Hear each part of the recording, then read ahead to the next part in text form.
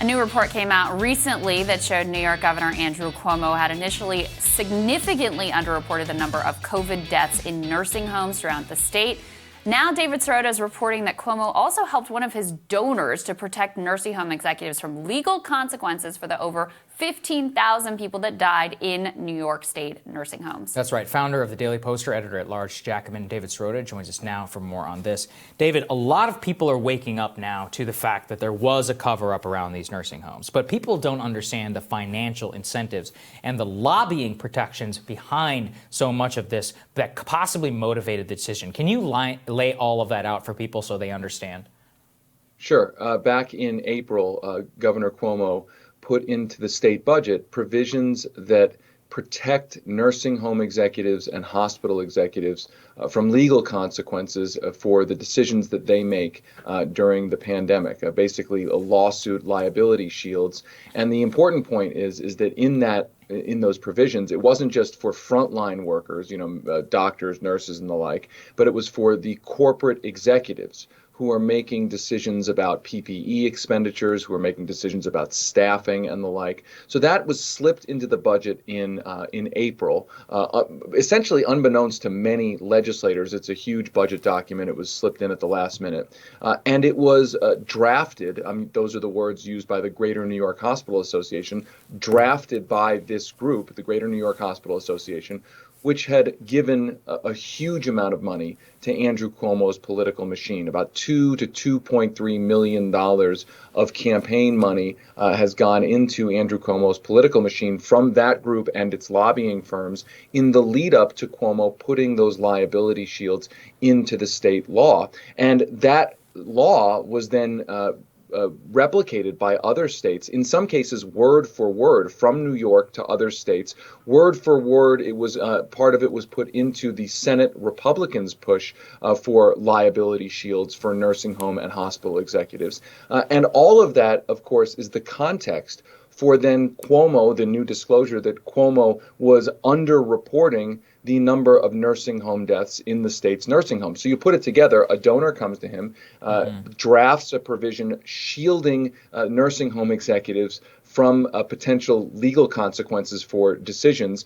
At the same time, he puts that provision into the law while underreporting the data about nursing home deaths that would raise alarms about exactly why not to shield those corporate executives from the threat of legal consequences. Yeah, and you've described his behavior as Nixonian. You could also say it's sort of Trumpian. But the latest shoe to drop here is a progressive Democratic state assemblyman has revealed that Cuomo called him and threatened to destroy him, said, "You've never seen my wrath."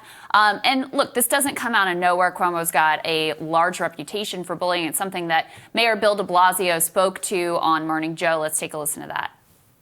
A lot of people in New York State have received those phone calls.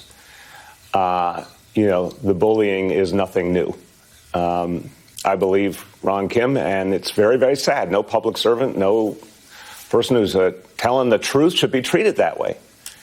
But yeah, the threats, the belittling, the demand that someone change their statement right that moment, many, many times I've heard that, and I know a lot of other people in this state have heard that.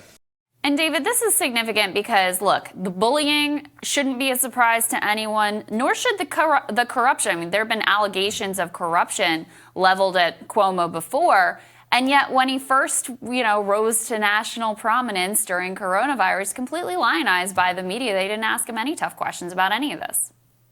You're right. I mean, this was all unfolding while Andrew Cuomo was on a recurring CNN guest slot with his brother. It was all happening when he was getting a six-figure book deal about his leadership during the COVID crisis. It was all happening when he was, making the rounds on all sorts of national media, getting an Emmy for his television briefings.